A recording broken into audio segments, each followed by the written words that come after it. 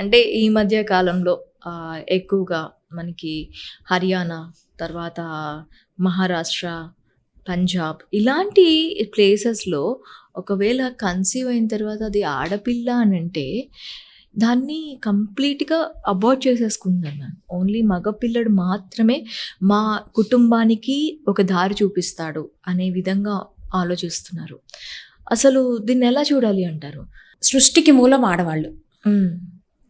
అసలు ఆడవాళ్ళు లేకుంటే సృష్టే లేదు. ఈరోజు ఆడపిల్లలు చేయలేని పని, మగపిల్లలు చేసే పని ఏముంది? అంతరిక్షానికి వెళ్తున్నారు. యుద్ధ నౌకలు డ్రైవ్ చేస్తున్నారు. హ్మ్.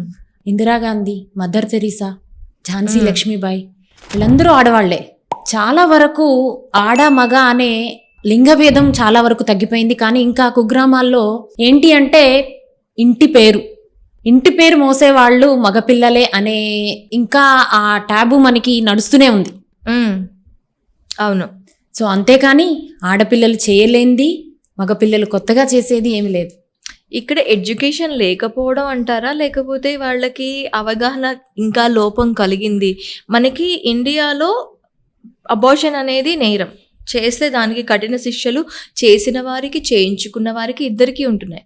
ఇంతలా శిక్షలు ఉన్నప్పటికీ కూడా దీని వైపు వెళ్ళటానికి ఎక్కడ స్కోప్ దొరుకుతోందసలు? సో మనం ఎంత రూల్స్ రెగ్యులేషన్స్ పెట్టినా మనిషి బ్రెయిన్లోకి వెళ్ళి మనము ఆ మార్పు తీసుకురావాలి. ఆ మార్పు వచ్చిన రోజే ఈ అబార్షన్స్, ఫిమేల్ ఫిటిసైడ్స్ అనేది తగ్గుతుంది.